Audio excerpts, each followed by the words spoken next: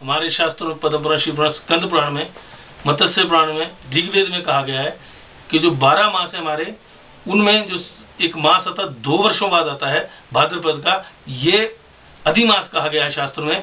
इसे मलमास भी कहा गया। इसमें सारे कार्य के शास्त्रों में तज्जे कहे गए हैं, वर्जित कहे गए हैं। जैसे गृह प्रवेश, मुंडन, विवाह कार्य, गाड़ी खरीदना या भूमि वाहन खरीदना, ये कार्य इसमें वर्जित कहे गए हैं। तो इसीलिए इस मास ने भगवान के आगे तपस्या की। शिव जी भगवान के आगे गए, ब्रह्मा जी के आगे कि भगवान मुझे सभी तज्जे कहते हैं, मेरे से ऐसा क्या पाप हुआ।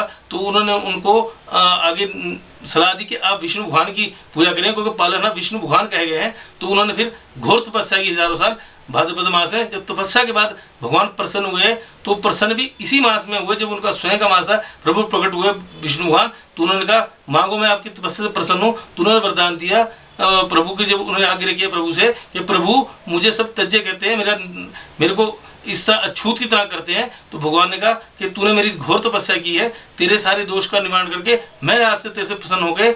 मैं आशीर्वाद देता हूँ कि आज से लोग पुरुषोत्तम मास तुझे कहेंगे, और ये मेरा नाम ही तुझे मिलेगा, पुरुषोत्तम मास। तो जो लोग पूजा करेंगे इसमें सबसे ज्यादा मुझे प्रिय होंगे, और मृत्यु उपरांत मेरे लोग को वो आएंगे, और जो शिव की पूजा के गोलोक को जाएंगे।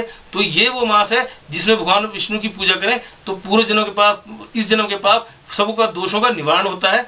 और पितृ संबंधी कार्य भी इसके मास के बाद श्राद्ध आता है, तो तब करने के, इस मास में तब करेंगे तो उनको तर्पण भी जल्दी लगता है। तो ओम विष्णु नमः मंत्र का जाप करें, ओम भगदेव वासुदेव मंत्र का जाप करें, भगवान को फल चढ़ाएं, मिष्ठान दें, और उनको पुए का भोग लगाएं, खीर का भोग लगाएं, तो वो प्रसन्न होते हैं। उसी प्रकार शिव भगवान को अगर गंगा किनारे हो, कनखल क्षेत्र में हो, मायापुरी क्षेत्र शिव जी कहा गया है, उसी प्रकार बनारस में हो, काशी विश्वनाथ, जहाँ भी करेंगे ओम शिव मंत्र का जाप करेंगे और उनको धतूरा चढ़ाएंगे, दूध चढ़ाए, तो शिव भगवान प्रसन्न होंगे।